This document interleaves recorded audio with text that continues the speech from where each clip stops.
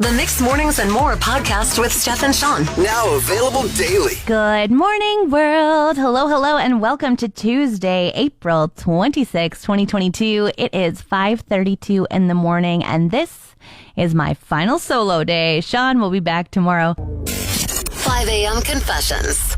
I'm having a hard time wearing deodorant these days. It's probably good Sean isn't here and that I am in this studio by myself. No, I'm kidding. I don't smell bad, but I did have a quite traumatizing event happen to my armpit the other day. I went to grab my deodorant from the cupboard and accidentally grabbed a brand new one. You know, that still has that plastic guard on it and really wouldn't feel very nice if you accidentally jammed it into your armpit and then swiped it down like you were putting deodorant on. It wouldn't feel nice. It didn't feel nice. It still doesn't feel nice. Armpit slice. I thought a paper cut under the nail was bad. This may be worse.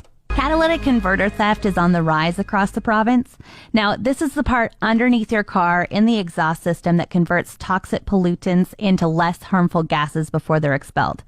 However, they contain small amounts of platinum and palladium and rhodium, and people want them because of the rising cost of metal.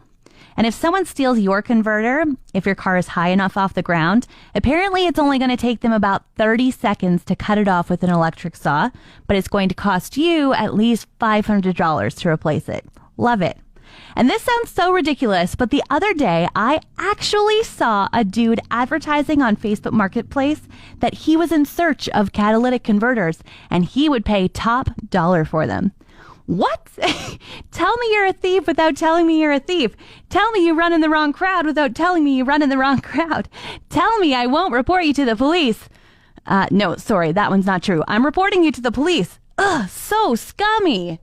All right, I got Jay on the line. He wants to weigh in on this catalytic converter thing. What do you have to say, Jay? The purchase and sale of catalytic converters is an actual business.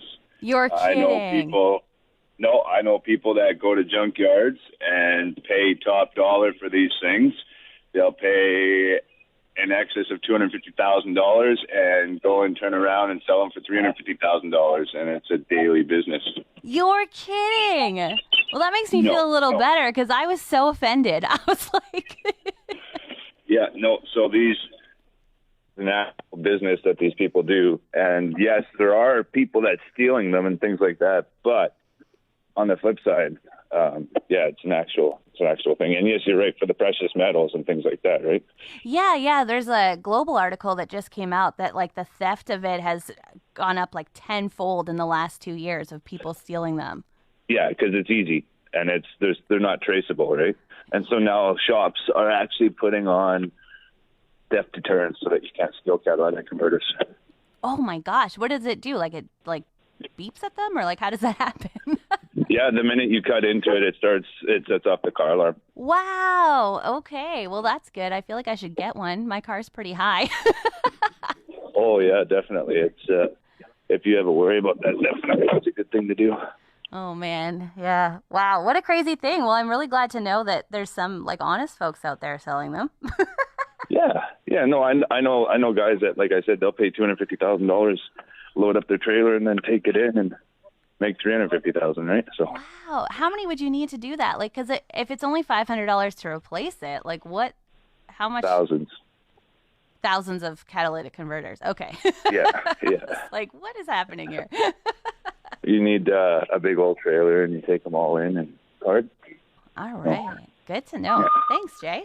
No worries. You have a great day. You as well. Thanks for listening.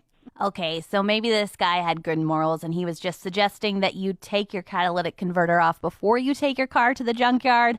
I don't know. I'm not buying it. Each year we get a couple days to a couple weeks where we can go outside with just a sweater and no bug spray, or open our windows and not worry about the hole in the screen because the bugs haven't woken up yet. Those days were few and far between this year, but they're over. I'm sorry, I said it.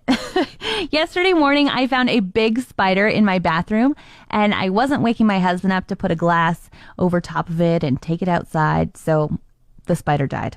Then my husband said when he got home from work, he found 3 just inside the door, and I was like, oh no, that is not allowed.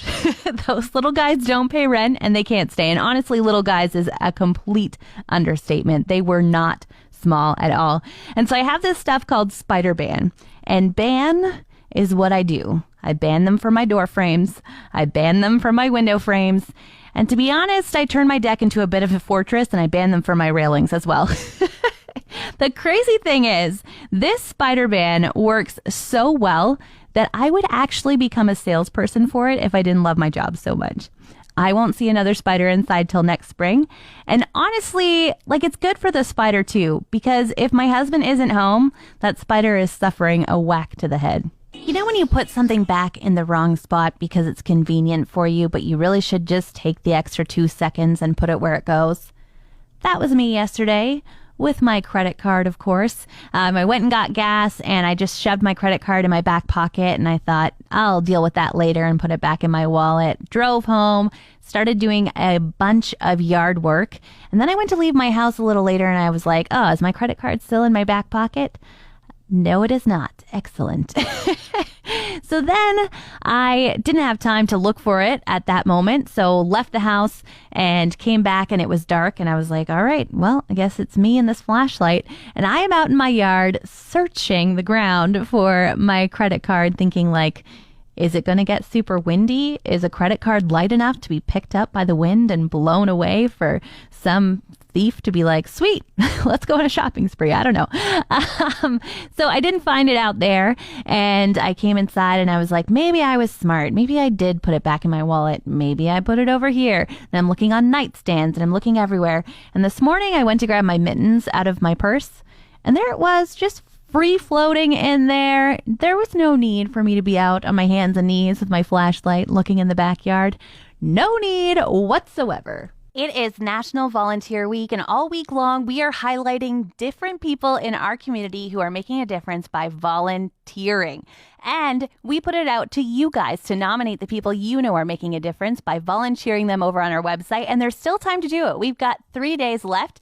But first, let's call today's winner. Hello? Hey, Kayla? Hi. Hey, it's Steph calling from Mix 103.7. How are you? Hi, Steph. How are you? I am good. I have some good news for you today. Do you? I do. Did you know that it's National Volunteer Week? I think I saw an email that.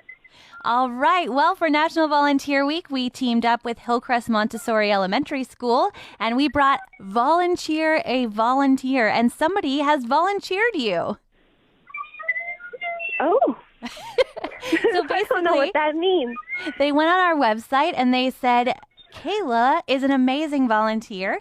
And no way. Yeah, they wrote about how you're a lifelong volunteer, that you're always welcoming kids into your home, whether they're just staying for dinner or for months. You're always up for learning. You're one of the key players in getting a new women's shelter off the ground in the region. You're a Girl Guide leader for years. You're extremely creative, and you're always making time for others and bringing your daughters along to volunteer with you, and they think you're amazing. Oh, that is so awesome. I have my cat in the car, and he's not very happy right now. Oh. You hear him yelling in the background. I do hear that a little bit. I'm glad that's not one of your kids. I figured I had to say something about it. He's not impressed. Well, the good news about this volunteering is that means you also won a $100 either gas or grocery gift card. Should we figure out what it is? Okay, I'm happy with either. All right, let's open it. Awesome. You are the proud winner of a $100 grocery gift card. Yay, cool. That's awesome. Well, congrats, girl, and thanks for volunteering and making a difference in the community. Thanks, Steph. You are so welcome. If you know somebody who's making a difference, why don't you volunteer them? Still a few days left for them to win either a gas or a grocery gift card from Hillcrest Montessori Elementary School. Head on over to our website, mix1037fm.com, and nominate a great volunteer in our community. Volunteer them. This morning we have Josh Hulen on the line. He is a member of the International Union of Operating Engineers, Local 955, and we're going to chat a little bit about the National Day of Mourning. Josh, why don't you tell us a little bit about yourself? I'm a business agent with Local 955 here in Fort McMurray.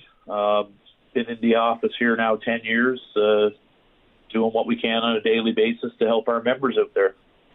And Wednesday is National Day of Mourning. Can you tell us a little bit about what that means to you? It's a pretty serious day for anyone, I think, that works in the construction industry or mining industries. It was established back in 1984 by the Canadian Labour Congress as a day to remember those brothers and sisters that died or were hurt on the job or contracted serious illness while on the job. Just a day of memorial to appreciate the struggles that they went through. And as someone who is a part of the union, how do you believe the union works to help keep workers safe? Well, unions historically have long lobbied for safer work conditions, beginning back in the late 1800s for us, for the International Union of Operating Engineers, that is, for example, lobbying to shorten work weeks. We had our initial members, founding members, that were working between 60 and 90 hours a week, so exhaustion was a major issue back in those days. And I mean, that's a major concern from a safety perspective. People just wore out on the job, right? So we've carried on since then, and regularly when we get a chance to meet with contractors or site owners, regular discussions with safety concerns and every effort to make the industry safer for our members. Wow, that's wonderful. If somebody was listening right now and they thought, you know what, I am working in an unsafe condition, is there somewhere they could get more information?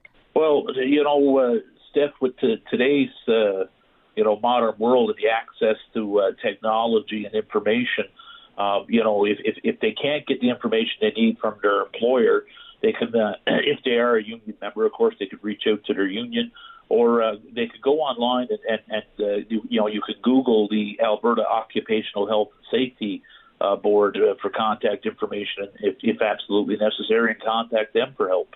Wow, awesome. Thank you so much for taking the time today to chat with me. No problem. Have a great day. You as well.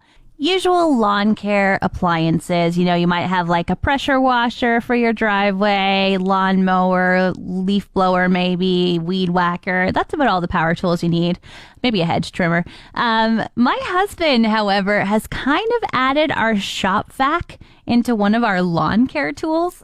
So a couple years back when we bought our house, the lawn was absolutely filled with dandelions, and they went to seed, and he didn't want to mow the lawn and spread more dandelion seeds around, and so he was in the backyard with a little handheld shop vac sucking up every last little dandelion seed fluff, trying to prevent the spread of weeds. And yesterday, there he was in the backyard again with the shop vac. This time, our backyard floods, and we usually have like a little sump pump that pumps the water out into the front of the yard.